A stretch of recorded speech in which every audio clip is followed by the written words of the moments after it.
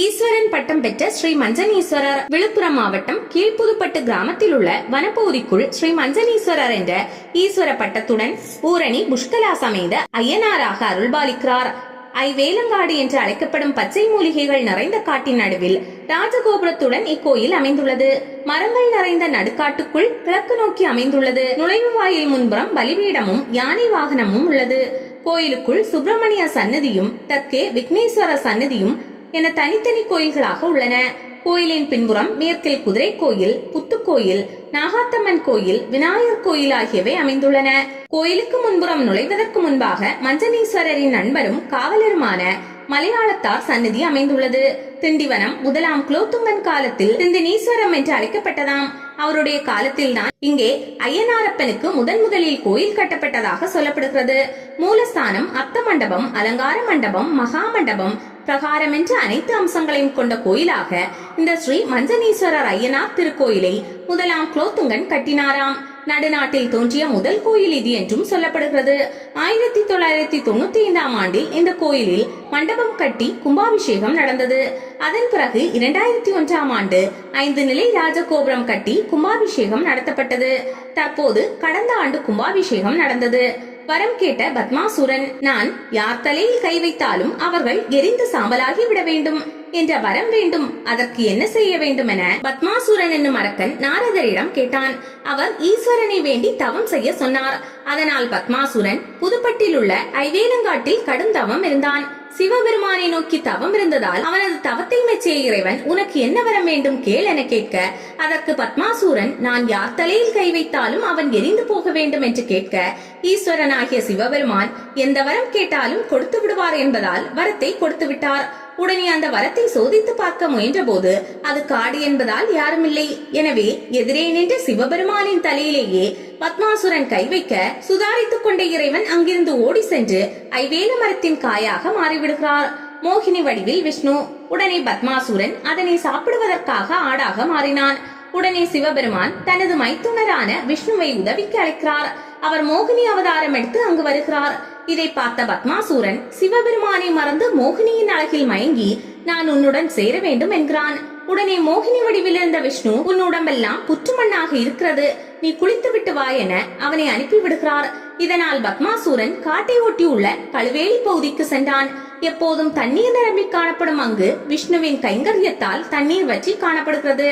ஆனால் ஒரு மாடு நடந்து சென்ற கால் தடத்தின் குழியில் சிறிதளவு தண்ணீர் இருந்தது. அந்த தண்ணீரை கையால் தொட்டு பத்மாசுரன் தலையில் வைத்த போது அவன் பெற்ற வரத்தால் அவனே எரிந்து சாம்பலானான். எப்படி உருவானார் ஐயனாரப்பன்? பின்னர் சிவபெருமான் மரத்திலிருந்து இறங்கி வந்தபோது மோகினியின் அழகில் மயங்கி அவர் மீது ஆசைப்படுகிறார். இதற்கும் ஒரு கதை இருக்கிறது. கேரளத்தில் மகிஷி என்ற அரக்கி ஒரு வரம் வாங்கியிருக்கிறாள். ஹரிக்கும் ஹரனுக்கும் பிறந்தவன் கையால் தான் எனக்கு சாவு என்று. அதனால் மோகினியுடன் சுவாமி இணைகிறார். அதாவது இங்கே நாம் இதனை எப்படி புரிந்து கொள்ள வேண்டுமெனில், நமக்கு ஸ்தூல தேகம் 10 மாதம் ஆகும் குழந்தை பிறக்க. ஆனால் கடவுள்கள் சூட்சும தேகம், நினைத்த மாதத்தில் குழந்தை பிறக்கும். இவ்வாறு சிவனுக்கும் விஷ்ணுவுக்கும் பிறந்தவர்தான் ஐயனாரப்பன். இன்னும் ஆழமாக சொல்ல வேண்டும் என்றால், 2 உயர்நிலை சக்திகள் இணையும் போது உண்டாகும் புதிய சக்தி. இது நம் சாமானிய வாழ்வில் நடைபெறக்கூடிய குழந்தை பிறப்பு போலல்ல, மிகவும் சூட்சமமாக புரிந்து கொள்ள வேண்டிய விஷயம். சிவன் என்கிற சக்தி ஒடுக்கும் தன்மையுடையது. விஷ்ணு என்கிற சக்தி பரிபாலிக்கும் தன்மை கொண்டது. அந்த விஷ்ணுவின் தொப்பிலில் இருந்து பிறந்த பிரம்மா படைக்கும் செயலை செய்கிறார். இப்போது படைக்கப்பட்ட உலகத்தின் மீது விஷ்ணு சக்தியும் சிவசக்தியும் கலந்த ஐயனாரப்பன் என்னும் புதிய அவதாரமே இது என்பதை புரிந்து கொள்ள வேண்டும். புத்துமண் காட்டில் பிறந்ததால் அவருக்கு பெயர் புத்துப்பட்டு ஐயனாரப்பன். கேரளத்தின் பந்தள மகாராஜாவுக்கு குழந்தை இல்லாததால் தேவர்களுக்கெல்லாம் குருவான பிரகஸ்பதி இந்த ஐயனாரப்பனை மன்னிடம் கொடுத்து வளர்க்கிறார். அவர்தான் மணிகண்டன். மகிஷியின் வரத்தின்படி 12 வயது வரை மட்டுமே, அதாவது பால பருவம் வரையில் தான் ஐயப்பன் அங்கிருந்தார். மகிஷியை வதம் செய்த பின்னர் வாலிப பருவம் வந்ததால் மீண்டும் புத்துப்பட்டுக்கே வந்து விடுகிறார். காவல் தெய்வமாக ஐயனார் உருவானது எப்படி? இளவஞ்சி நாட்டு அரசன் மகள் பூரணையையும் நேபாள தேச அரசன் நிகரஞ்சன் மகள் புஷ்கலாம்பிகையையும் ஐயனாரப்பன் மணந்தார். திருமணத்தில் கலந்து கொண்ட திருமால் காக்கும் தெய்வமாக இங்கிருந்து உலகை காவல் காத்து வர பணித்தார். தலையில் தெளித்துக் கொள்ளும் புனித நீர் மஞ்சன நீர் எனப்படும். பத்மாசுரன் தலையில் தெளித்துக் கொண்ட நீரால் தீயது அழிந்து உலகை காக்கும் காவல் தெய்வமாக ஐயனார் உருவானதால் மஞ்சனீஸ்வரர் என அழைக்கப்பட்டார். காட்டில் புற்றுகள் நிறைந்த கீழ்ப்புத்துப்பட்டு என்னும் இந்த வனத்திலேயே கோயில் கொண்டார். உலகை காவல் காக்கும் பணி இருப்பதால் கோயிலில் சூரியாஸ்தமனம் வரை இருந்து மக்களுக்கு அருள் செய்து பிறகு வானுலகம் சென்று தேவர்கள் முனிவர்கள் போன்றோர் அளிக்கும் பூஜையை ஏற்று நள்ளிரவில் தான் தன் வெள்ளி குதிரையில் ஏறி பரிவாரங்களும் உதவியாளர் மலையாளத்தார் உடன் வர மஞ்சு எனப்படும் மேகத்திற்குள் பூந்து உலகம் முழுவதும் காவல் காத்து வருகிறார். அப்போது மேகங்கள் இவருடன் துணையாக அணிவகுத்து செல்லும். மஞ்சை அணியாக சூடியதால் மஞ்சனீஸ்வரர் எனவும் அழைக்கப்பட்டதாக கூறப்படுகிறது. ஈஸ்வர பட்டம் பெற்ற ஐயனாரப்பன். இங்குள்ள ஐயனாரப்பனுக்கு என்ன சிறப்பு என்றால் ஈஸ்வர பட்டம் பெற்றவர் அந்த ஐயனாரப்பன் மட்டுமே. அதுதான் மஞ்சனீஸ்வரர். அதற்கும் ஒரு காரணம் உண்டு. பெருமாளுக்கு அபிஷேகம் செய்யும் புனித நீரை மஞ்சன நீர் என்பார்கள். மாட்டின் கால் தடத்தில் பெருமாள் உருவாக்கிய நீரால் உண்டானவர் என்பதால் ஐயனாரப்பனுக்கு மஞ்சனீஸ்வரர் என்ற பெயர் வந்தது. திருவிழாக்கள். இந்த கோயிலில் சித்திரை வைகாசி மாதத்தில் குழந்தைகளுக்கு காது குத்தும் நிகழ்ச்சிகள் அதிகம் நடைபெறும். அடுத்து ஆடி மாதத்தின் 5 திங்கட்கிழமைகளிலும் பிரம்மாண்டமான திருவிழா நடக்கும். ஏராளமான பக்தர்கள் குலதெய்வத்திற்கு பொங்கல் வைத்து குழந்தைகளுக்கு மொட்டை அடித்து காது குத்தி வழிபடுவார்கள். குடும்பம் விருத்தியாக வேண்டும், நோய் நொடியின்றி வாழ வேண்டும் என வேண்டி சுவாமியை வழிபடுவார்கள். நேர்த்திக்கடன் செலுத்துவார்கள். தை மாதம் திருமண பத்திரிகை வைப்பதற்கு வருவார்கள். மாசி மாதம் கடற்கரைக்கு தீர்த்தவாரி செல்வார்கள். மிகவும் சிறப்பாக இருக்கும். இங்குள்ள புற்றில் ஐயனாரப்பன் பிறந்ததால் குழந்தை வரம் வேண்டி இங்கு தொட்டில் கட்டி செல்வார்கள். அவர்கள் வேண்டியபடியே குழந்தை பிறக்கும் என்பது ஐதீகம். கார்த்திகை மாதம் முதல் மகர தீபம் வரை சிறப்பான நாட்களாக ஐயப்ப பக்தர்களால் வழிபடப்படுகிறது. சபரிமலை செல்வதன் முன்போ சென்றுவிட்டு வந்த பின்போ இந்த கோயிலுக்கு வருவதை பலர் வழக்கமாக வைத்திருக்கிறார்கள். சீட்டு கட்டினால் தோஷம் நீங்கும். இது தவிர இந்த கோயிலில் 4 குதிரைகள் உண்டு. இதில் ஐயனாரப்பனின் குதிரையான வேத குதிரையில் சீட்டு கட்டும் வழக்கம் உண்டு.